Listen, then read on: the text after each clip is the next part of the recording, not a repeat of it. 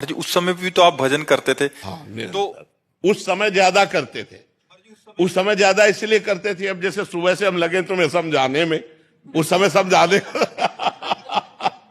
उस समय केवल भजन था, किसी से मिलना जुलना नहीं, किसी से बातचीत नहीं, रात दिन भजन था। अब तो भजन का विभाग भी हो गया कि भाई 2 घंटे एकांतिक होगा, ये होगा वो होगा। उस समय कोई विभाग नहीं था, केवल भजन था। ना भोजन की व्यवस्था है, ना रहने की व्यवस्था है, रात दिन गंगा किनारे भगवान के भजन में पर जी लगे। उस समय भगवान ने ऐसा विधान क्यों नहीं किया आपके लिए?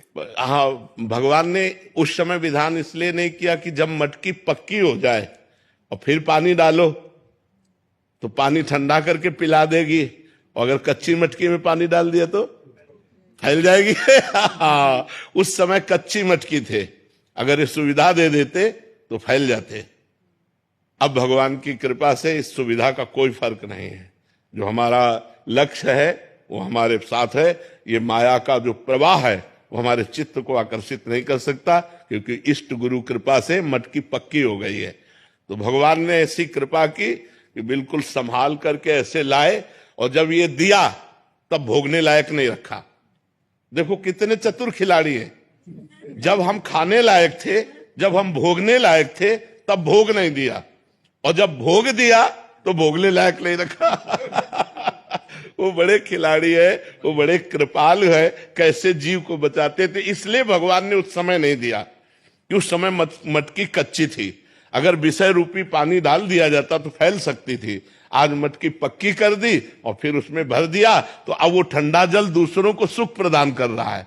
मटकी स्वयं सुरक्षित है और दूसरों की प्यास बुझा रही है। इसलिए ऐसा भगवान ने किया। पर जी आपको लगता नहीं कि अब ठीक होते, स्वस्थ होते तो हम अच्छे से? नहीं, इन इच्छाओं का सबका नाश हो जाता है। भजन का यही फल होता है। जब आनंद मिलता है, भगवदानंद, तो ये सब गंदी बातें, सब संसार के सुख, ये सब अच्छे नहीं लगते, अपने आप अच्छे नहीं लगते। नहीं तो फिर भगवदानंद का मतलब क्या रहा? जैसे भुने हुए चने को कहीं भी बो दो, कभी अंकुरण नहीं हो सकता। ऐसे ऊसर बरसई तृण नहीं जामा, संत हृदय जिम उपज न कामा। वही संत है जिसके हृदय में कोई कामना न उपजे कि आज हम ये खाएं, आज ये देखें, आज ये भोगने, ये सब इच्छाएं नहीं रह गई।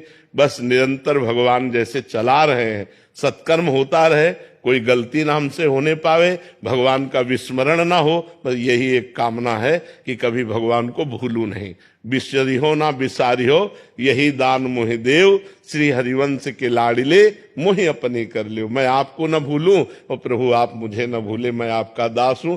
इतनी बात है, और कोई इच्छा नहीं रह गई। महाराज जी जैसे आपने बोला कि कोई गलती ना हो, तो अभी भी थोड़ा भय रहता है कि कोई हाँ, गलती? भय रहता है, अब भी भय रहता है। ये तो मरने तक रहेगा। एक वैश्या थी, तो एक संत भिक्षा मांग के निकलते थे, तो उसने मनोरंजन में कहा कि बाबा तुम्हारी दाढ़ी पवित्र कि मेरे बकरे की दाढ़ी पवित्र? वो कुछ नहीं बोले। 2 साल बाद जब उस मरण सैया पर लेटे हुए थे, बोले उस वैश्या को बुलाओ। बुलाया, कहा बेटा मेरी दाढ़ी अच्छी। तो बोले बाबा ये बात उस समय क्यों नहीं कही? बोले इसलिए नहीं कही कि कभी कुछ हो सकता है, आज मैं मरने जा रहा हूं, अब कुछ नहीं हो सकता, इसलिए दाढ़ी मेरी पवित्र है।